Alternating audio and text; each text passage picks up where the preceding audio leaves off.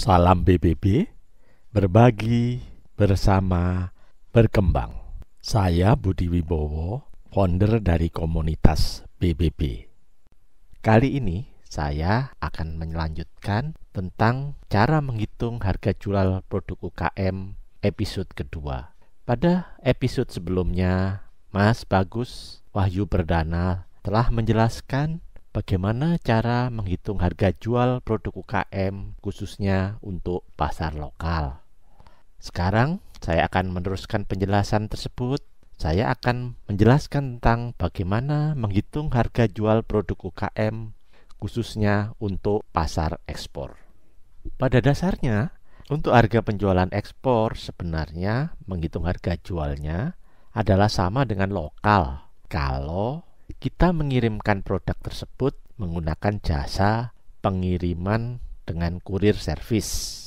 Perhitungannya bisa dikatakan tidak berbeda dengan cara pengiriman di dalam negeri atau lokal. Cuman mungkin bedanya adalah hanya pada biaya pengiriman saja.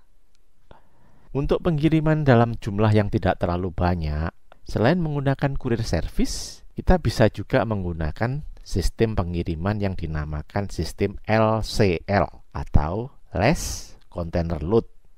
Artinya apa? Dalam satu kontainer dikirim berbagai produk dari orang-orang yang berbeda. Biasanya jasa pengiriman dalam bentuk LCL tersebut dihitung per meter kubik atau per kilogram. Jadi mirip sekali dengan jasa pengiriman dengan kurir servis biasa. Kemungkinan Anda akan bertanya, bagaimana cara mencari jasa pengiriman LCL tersebut? Gampang saja, Anda tinggal search lewat Google. Misalkan sekarang Anda ingin mengirim produk sirup dari Surabaya ke Hong Kong dengan jasa LCL. Cukup Google aja dengan kata kunci LCL Surabaya Hong Kong. Nah, di situ pasti akan keluar banyak jasa-jasa pengiriman yang melayani pengiriman Surabaya ke Hong Kong. Dan Anda bisa menghubungi mereka untuk menanyakan berapa biaya pengiriman Surabaya ke Hong Kong dalam kilo atau dalam meter kubik. Kemudian, kalau Anda ekspor dalam jumlah yang banyak, maka Anda harus menghitung berbagai biaya yang mungkin akan timbul untuk pengiriman tersebut. Misalkan di situ Anda harus menghitung biaya handling kargo dalam negeri atau biaya pengapalan atau freight cost. Kemudian juga Anda harus menghitung biaya-biaya dokumen ekspor. Anda juga harus menghitung biaya asuransi, biaya bank, dan lain-lain. Biaya handling kargo dalam negeri. Biaya handling kargo di dalam negeri antara lain meliputi biaya angkut dari dalam gudang ke pintu gudang. Anda tentunya harus mengangkut barang dari dalam gudang ke pintu gudang sebelum nantinya dari pintu gudang dinaikkan ke alat angkut atau ke alat transportasi seperti truk atau kontainer. Biaya angkut dari dalam gudang ke pintu gudang maupun ke atas alat transport itu harus dihitung, terlepas dari Anda menggunakan sistem manual atau orang yang mengangkutnya atau Anda menggunakan mesin. Kemudian yang harus dihitung berikutnya adalah biaya pengangkutan dari gudang ke pelabuhan atau ke airport kalau Anda mengirimnya lewat pesawat. Kemudian Anda juga harus menghitung biaya-biaya yang timbul di pelabuhan atau di airport. Misalkan biaya penyimpanan sementara, biaya bongkar muat, biaya pengurusan dokumen di bea cukai, dan lain sebagainya. Berikutnya, jika Anda menggunakan jasa forwarding, maka biaya forwarding tersebut harus diperhitungkan. Setelah itu, Anda harus menghitung biaya pengapalan atau sering disebut dengan freight cost. Jika kontrak penjualannya CNF atau CFR, cost and freight, atau CIF, cost insurance freight, maka biaya ini akan meliputi biaya untuk mengirim barang dari pelabuhan muat ke pelabuhan negara tujuan. Barang dikirim dengan menyewa penuh kontainer atau full container load atau sering disebut dengan FCL. Kemudian yang perlu diperhitungkan juga adalah biaya dokumen-dokumen ekspor. Antara lain ini contohnya adalah adanya inspection certificate yang dikeluarkan oleh surveyor yang biayanya bervariasi tergantung pada sertifikat apa yang diperlukan. Kemudian dokumen ekspor lainnya adalah BL atau Bill of Lading yang perlu biaya, umumnya berkisar antara US dollar 20 sampai 50 per kontainer atau per shipment. Kemudian ada juga biaya yang timbul namanya THC, Terminal Handling Charge, yaitu umumnya sekitar US dollar 95 untuk 20 feet atau sekitar US dollar 150 untuk satu kontainer 40 feet. Kemudian ada juga biaya fiat muat dari bea cukai yang berkisar 500.000 per shipment. Kemudian ada juga biaya Certificate of Origin atau surat keterangan asal yang berkisar sekitar 200.000 sampai 400.000. Serta biaya sertifikat lainnya sesuai dengan persyaratan yang diperlukan di negara tujuan. Setelah itu, jika kontraknya adalah CIF atau Cost Insurance Freight, maka Anda harus memperhitungkan biaya asuransi. Besarnya biaya asuransi tergantung kepada negara tujuan.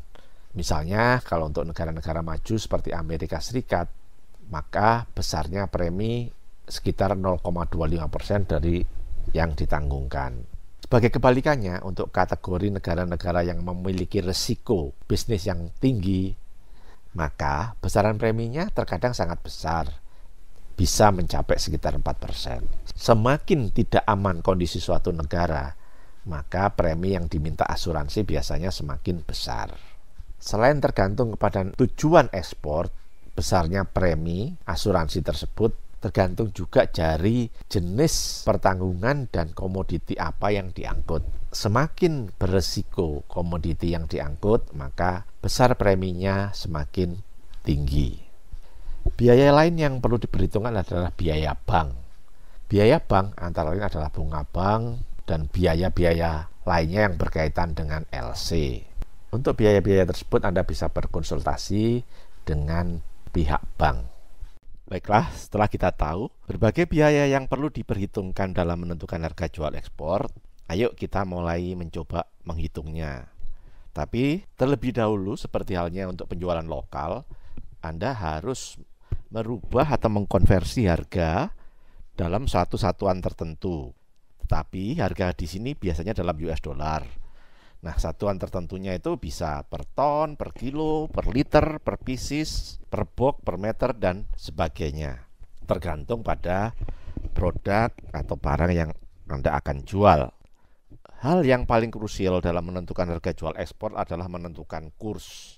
Karena Anda harus sangat berhati-hati dalam menentukan kurs tersebut. Perkirakan berapa kira-kira kurs pada saat Anda menerima pembayaran. Dan jangan lupa, kalau Anda salah memperkirakan, Anda bisa mengalami kerugian yang tidak kecil. Sebagai suatu contoh, misalkan Anda menghitung kurs 1 US dollar 14.000 rupiah. Tapi ternyata setelah Anda menerima pembayaran, kursnya menguat menjadi 1 US dollar 13.500 rupiah. Maka secara otomatis Anda akan mengalami kerugian kurs yang cukup besar, yaitu 500 rupiah per 1 US dollar. Untuk memperkirakan kurs dengan pembayaran kira-kira yang akan kita terima 1 bulan ke depan, maka kita bisa menghitung dengan cara kurs yang berlaku saat ini atau sekarang dikurangi kira-kira sekitar 500 sampai 1.000 rupiah. Misalkan kurs sekarang adalah 1 dolar adalah 14.000, maka sebaiknya Anda menghitung 1 US dollar di kisaran 13.000 atau 13.500. Berdasarkan pengalaman saya, selama ini dalam 1 bulan penguatan rupiah jarang sekali menguat di atas 1.000 rupiah. Mungkin Anda bertanya, kenapa kalau seperti itu tidak dihitung aja sekalian kursnya sangat kuat? Jadi misalkan dihitung 1 dolar 10.000. Ingat, begitu Anda menghitung kurs 1 dolar 10.000, maka harga jual Anda dalam US dollar menjadi tinggi, dan harga tinggi tersebut mungkin akan menyebabkan tidak ada buyer yang tertarik membeli produk Anda. Baiklah, saya lanjutkan. Kita masuk dalam contoh bagaimana cara menghitung harga jual. Contoh yang pertama adalah menghitung harga jual untuk produk yang kita kirim dengan sistem LCL. Misalkan contohnya adalah kita mengirimkan produk dompet wanita dari Surabaya ke Sydney, Australia. Kita asumsikan kurs 1 US 13.000. Kemudian anggap aja harga perolehan atau harga biaya pokok produksi dompet wanita tadi adalah Rp300.000 per pieces. Sehingga Rp300.000 per pieces dibagi 13.000 menjadi US dollar 23 per pieces. Ingat seperti yang saya sampaikan di depan bahwa harga pokok harus dihitung dalam satu satuan tertentu, yang dalam hal ini kita hitung adalah per pieces. Kemudian dompet wanita tadi dimuat secara LCL yang ukurannya 1 meter kubik atau 1 cbm bisa memuat katakanlah 100 pieces dompet wanita. Biaya handling kargo dari gudang Anda sampai ke pelabuhan misalkan 500.000, biaya dokumen ekspor 500.000, biaya bank dan bunga bank 200.000, maka total biaya semuanya adalah 500.000 tambah 500.000 tambah 200.000 sama dengan 1.200.000. Kita konversi ke US dollar dibagi 13.000 menjadi US dollar 92,3. Maka total biaya tadi yang 92,3 dibagi dengan jumlah yang dikirim yaitu 100 pieces menjadi US dollar 0,9 per pieces. Dengan demikian, harga pokok FOB free on board sampai Surabaya adalah harga dompetnya tadi adalah 23 US dollar ditambah biaya macam-macam US dollar 0,9 menjadi US dollar 23,9 per pieces. Kalau biaya pengiriman secara LCL ke Sydney per 1 meter kubik anggap aja US dollar 25 biayanya, maka kita menghitung biaya pengiriman atau freight cost per pieces adalah US dollar 25 tadi dibagi 100 pieces menjadi US dollar 0,25 per pieces. Dengan demikian harga pokok sampai Sydney atau CNF Sydney menjadi US dollar 23,9 ditambah US dollar 0,25 menjadi US dollar 24,15 per pieces. Nah, itu adalah harga pokok dompet wanita yang akan Anda kirim sampai Sydney. Nah, harga jual Anda berapa? Terserah Anda berapa profit margin yang Anda inginkan, yaitu tadi 24,15 ditambah profit margin yang Anda harapkan. Selanjutnya contoh kedua adalah pengiriman secara FCL atau full container load. Anggap aja produknya adalah produk furnitur dengan asumsi kurs sama tadi 13.000. Harga pokok produksi atau biaya perolehan misalkan 250.000 per pieces furnitur tadi dibagi 13.000 menjadi US dollar 19,23 per pieces. Nah, furnitur tadi misalkan dimuat dalam satu kontainer 20 feet bisa memuat sebanyak 80 pieces. Kemudian anggap aja biaya handling kargo dari gudang sampai kapal adalah 1 juta, biaya dokumen ekspor 1 juta, biaya bunga bank dan bank 2 juta, maka total biaya adalah 1 juta tambah 1 juta tambah 2 juta menjadi 4 juta. Dibagi 13.000 menjadi US dollar 307,69. Dengan demikian, total biaya per pieces adalah 307,69 dibagi 80 karena bisa muat 80 pieces menjadi US dollar 3,85 per pieces. Itu untuk biaya-biayanya. Sehingga harga pokok FOB free on board Surabaya adalah harga produknya tadi 19,23 per pieces ditambah biaya macam-macam tadi US dollar 3,85 per pieces menjadi US dollar 23,08 per pieces. Kalau freight cost ke Dubai untuk satu kontainer 20 feet kita anggap aja US dollar 1.250, maka biaya pengapalan menjadi US dollar 1.250 dibagi 80 yaitu US dollar 15,63 per pieces.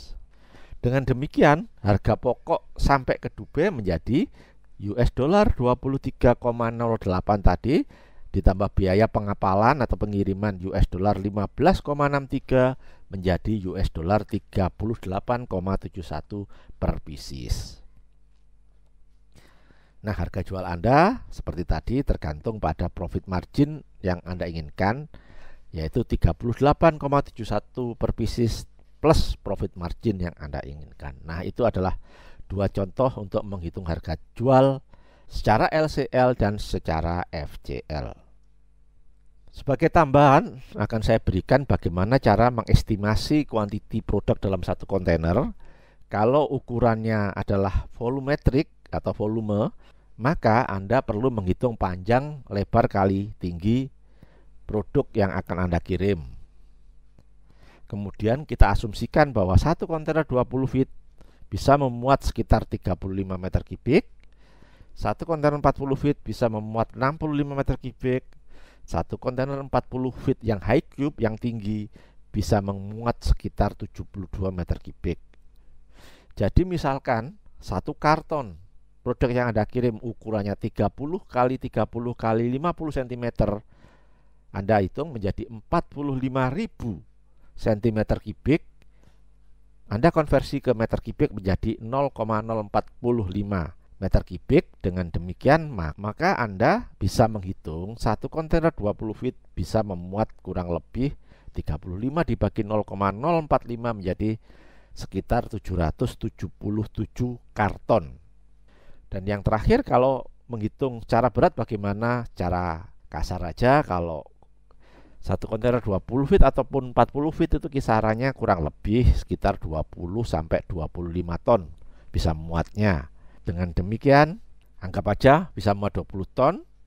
Kalau satu karton produk Anda beratnya 20 kilo, maka kita perkirakan bisa muat kurang lebih 1000 karton. Baik, sudah saya sampaikan bagaimana cara menghitung harga jual untuk produk ekspor. Mudah-mudahan bisa memberikan manfaat. Terima kasih atas perhatiannya. Jangan lupa like dan subscribe channel Berbagi Ilmu ini, dan tolong sebarkan keberadaan channel Berbagi Ilmu ini kepada teman-temannya, kepada para UKM, kepada para pebisnis pemula, sehingga semakin banyak orang yang mengetahui keberadaan channel Berbagi Ilmu ini. Saya Budi Wibowo, salam BBB, berbagi bersama berkembang.